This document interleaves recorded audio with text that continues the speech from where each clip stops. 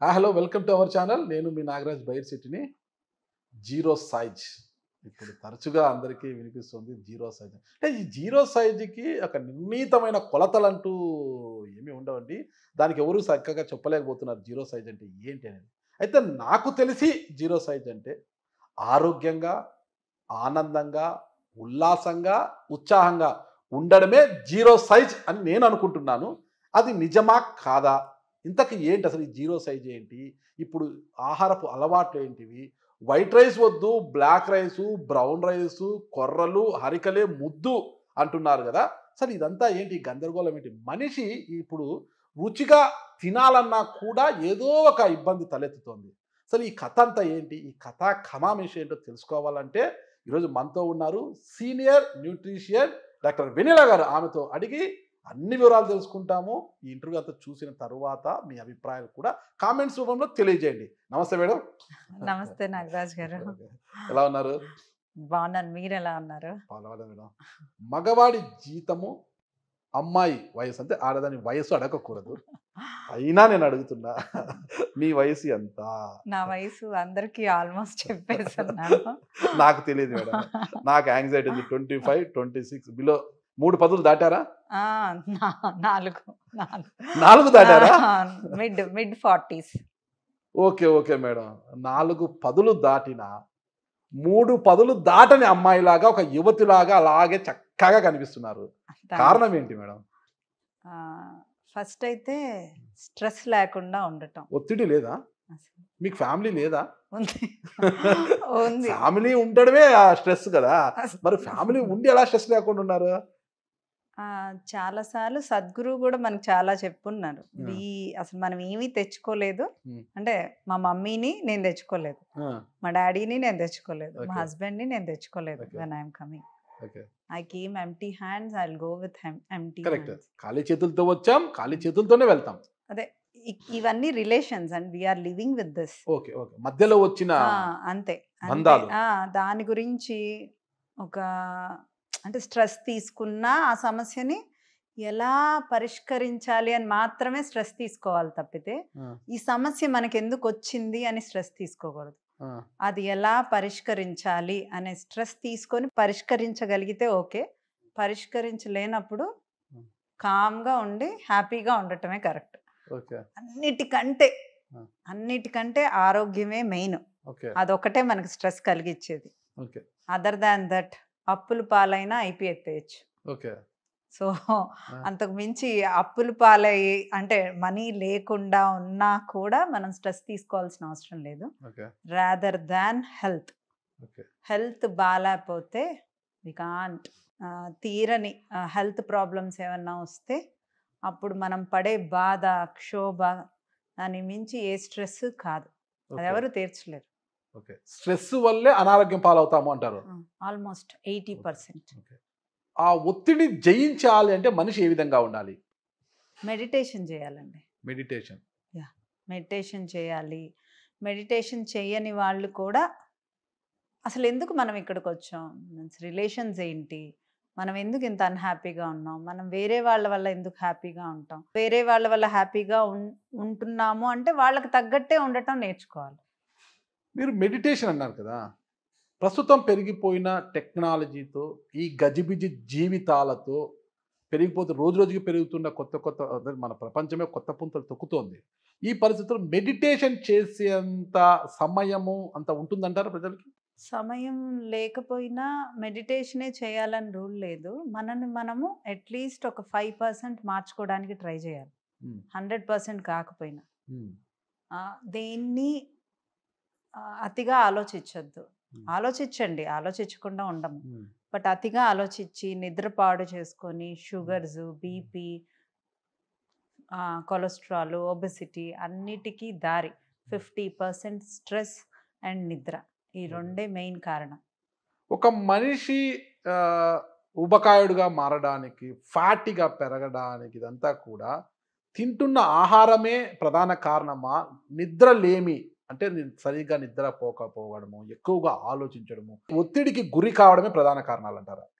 Stress ఉన్నప్పుడు ఏమవుతుందంటే ఎక్కువ ఆకలేస్తుంది, ఎక్కువ ఏదో ఒకటి తినాలి, అసలు చాలా చిరాగ్గా స్ట్రెస్ ఈటింగ్ చేసేవాళ్ళు 100లో 90 మంది.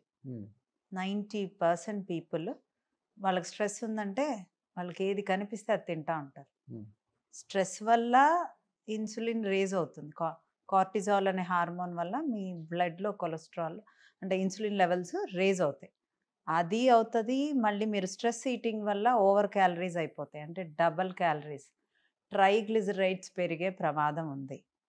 సో ట్రైగ్లిజరైడ్స్ మన బ్లడ్లో కొలెస్ట్రాల్ లెవెల్స్లో ట్రైగ్లిజరైడ్స్ ఎక్కువగా ఉండకూడదు. సో స్ట్రెస్ ఈటింగ్ వల్ల బ్లడ్లో కొలెస్ట్రాల్ లెవెల్స్ చాలా ఎక్కువ అవుతాయి. Okay madam. ఇప్పుడు మనం తరచుగా వింటుంటే మేడం, కొవ్వు ఎక్కువ అయిపోయింది అంటే ఒక కొలెస్ట్రాల్ ఎక్కువ ఉంది, కొలెస్ట్రాల్ ఎక్కువ అంటే కొలెస్ట్రాల్ మీన్స్ కొవ్వే కదా? అవునండి. ఓకే, తప్పేం కాదు కదా? ఓకే, కొలెస్ట్రాల్ ఎక్కువ ఉంది, బ్లడ్ టెస్ట్ చేయించినప్పుడు కూడా మనకు ఈ కొలెస్ట్రాల్ లెవెల్స్ వస్తుంటాయి అనమాట. అంటే భారీ కాయాలు అంటే భారీ పర్సనాలిటీస్లోనే కాదు, చాలా మీలాగా సన్నగా ఉండే వారిలో కూడా కొలెస్ట్రాల్ లెవెల్స్ ఎక్కువగా ఉంటున్నాయన్నమాట. అది ఎలా జరుగుతుంది అసలుకి? ఒక భారీగా ఉంటే వాడు తిన్న ఆహారం ఇది కాకను, డైట్ సరిగ్గా పాటించకను, అదంతా కూడా కొవ్వుగా పెరిగిపోయి లావ్ అయిపోయాడని ఇంకోటి అంటుంటారంట, కొలెస్ట్రాల్ పెరిగిపోయింది అనేసి. కానీ సన్నగా ఉన్న వాళ్ళలో కూడా కొలెస్ట్రాల్ లెవెల్స్ ఎక్కువగా ఉంటున్నాయి. కారణం ఏమంటారు అసలు? కొలెస్ట్రాల్ అనేది బ్లడ్లో ఉంటుంది నాగరాజు గారు. ఫ్యాట్ అనేది మన ఎపిథీలియల్ సెల్ పైన ఉంటుంది. అంటే మన స్కిన్ పైన అదే స్కిన్ లోపల ఎపిథీలియల్ సెల్ పైన ఉండేది ఫ్యాట్, కొవ్వు అంటారు. బ్లడ్లో ఉండేదాన్ని కొలెస్ట్రాల్ అంటారు. కొలెస్ట్రాల్కి ఫ్యాట్కి తేడా ఏంటి? మన ఒబెస్ అంటే లావ్ అయిపోతున్నాము, మన బాడీ పెరుగుతుంది, బాడీ ఎపిథీలియల్ సెల్ పైన ఫ్యాట్ పర్సంటేజ్ ఎక్కువ అవుతుంటే దాన్ని కొవ్వు అంటారు. కొలెస్ట్రాల్ అనేది బ్లడ్లో ఉంటుంది.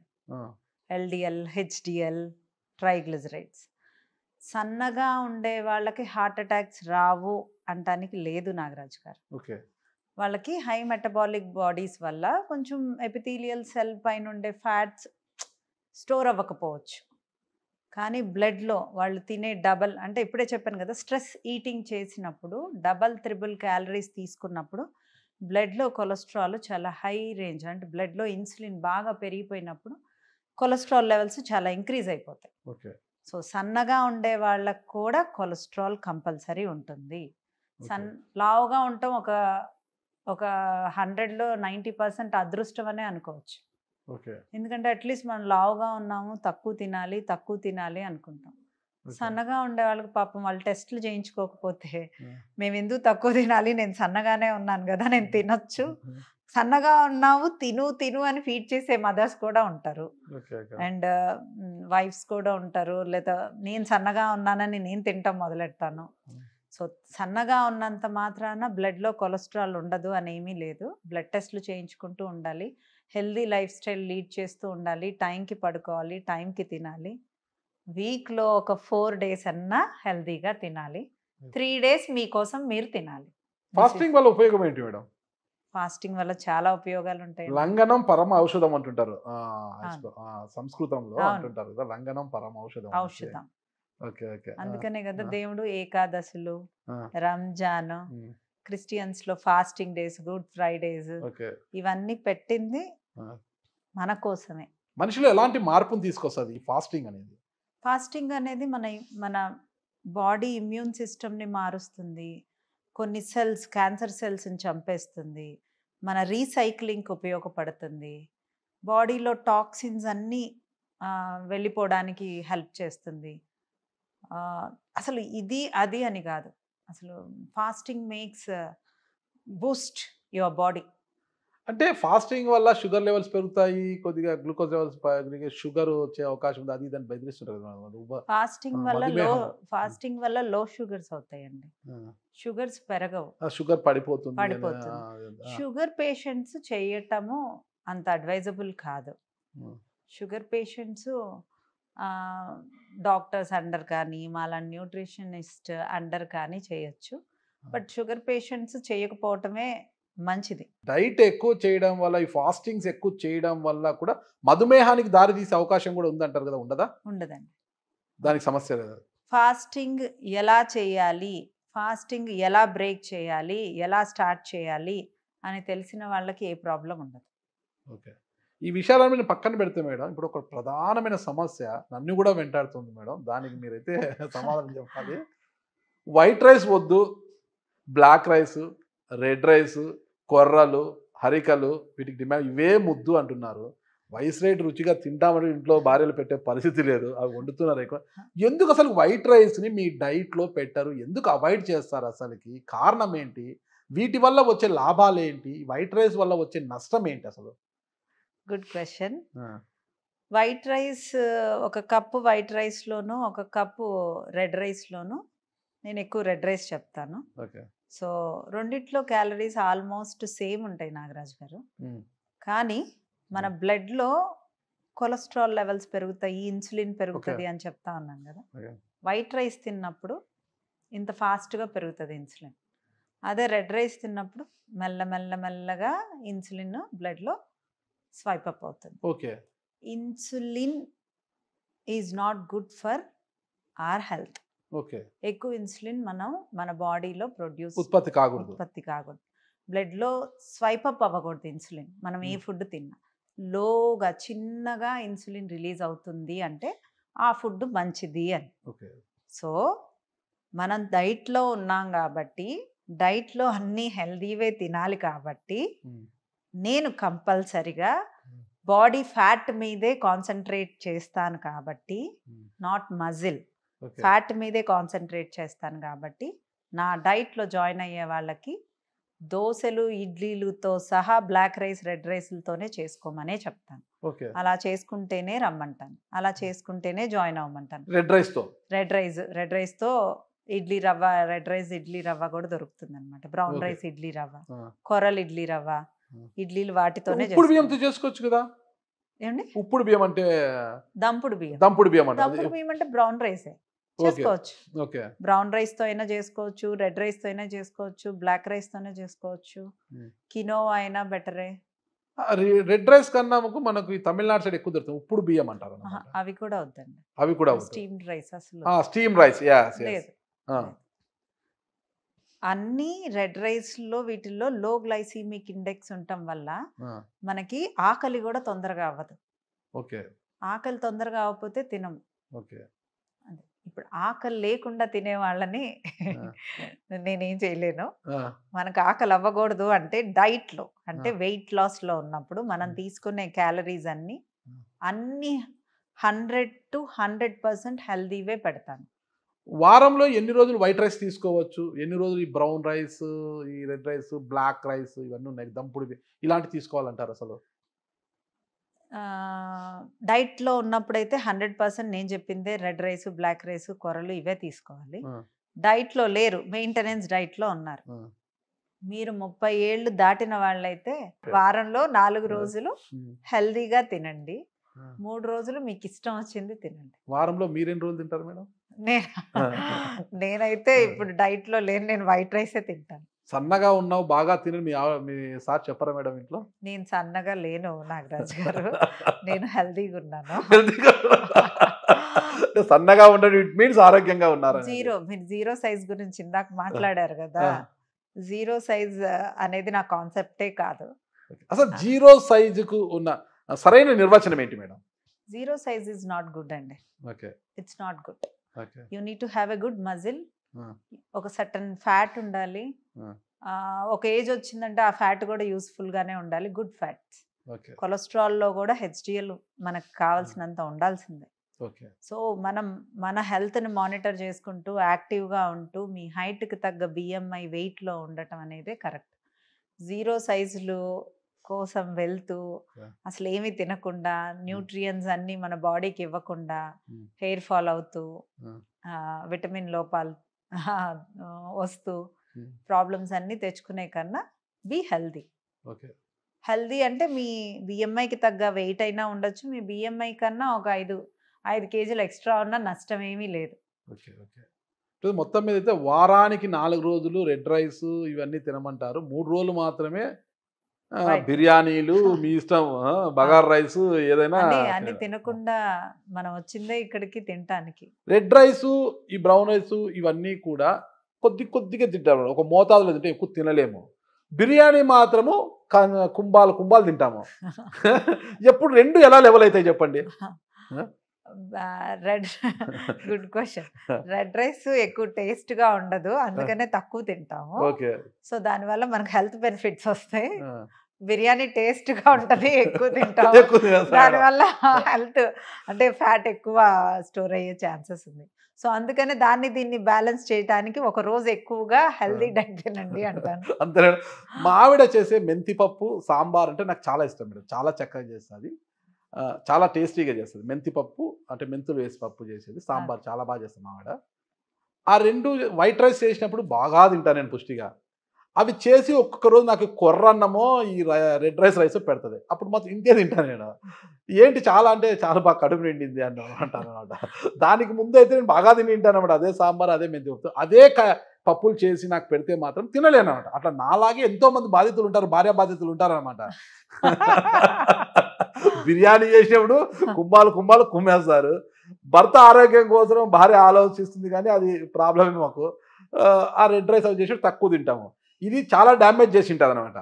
ఇంత పెద్ద డ్యామేజ్ని ఈ 4 రోజులు తినే రెడ్ రైస్, ఈ బ్రౌన్ రైస్ కంట్రోల్ చేస్తుందా? 100% చేస్తుంది. 100% చేస్తుంది. ఓకే.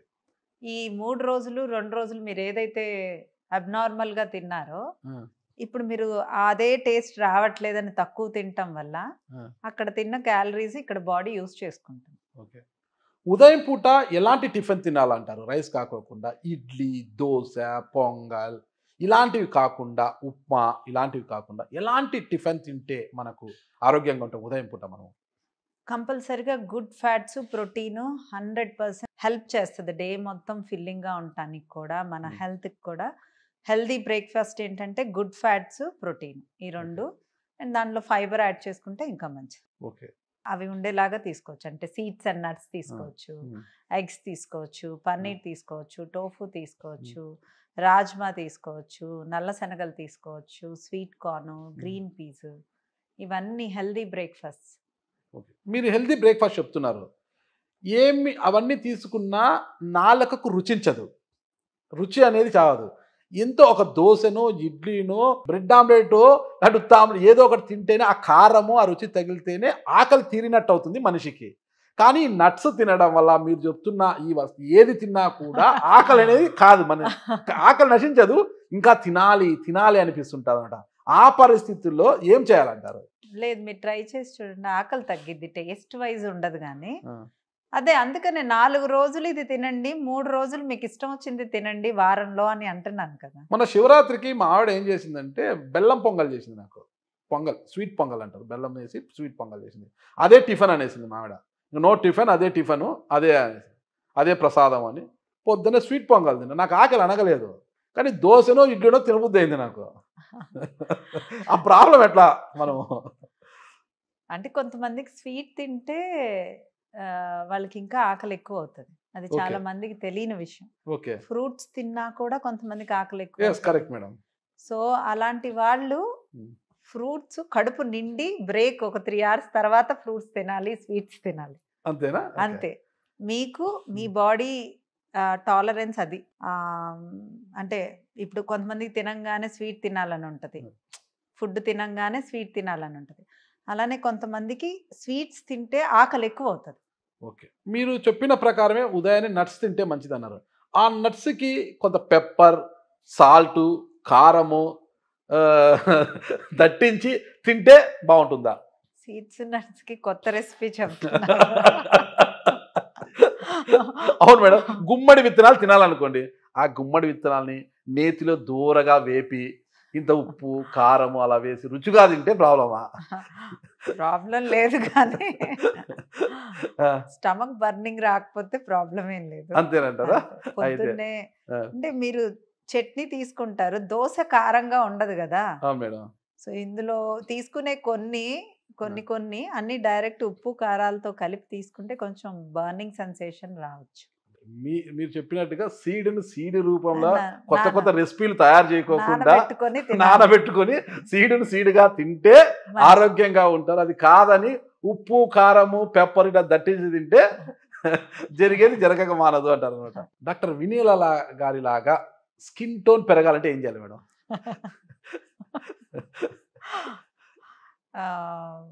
స్ట్రెస్ లేకుండా ఉండాలి. అంతే. నిద్ర కరెక్ట్‌గా ఆ! పోవాలి.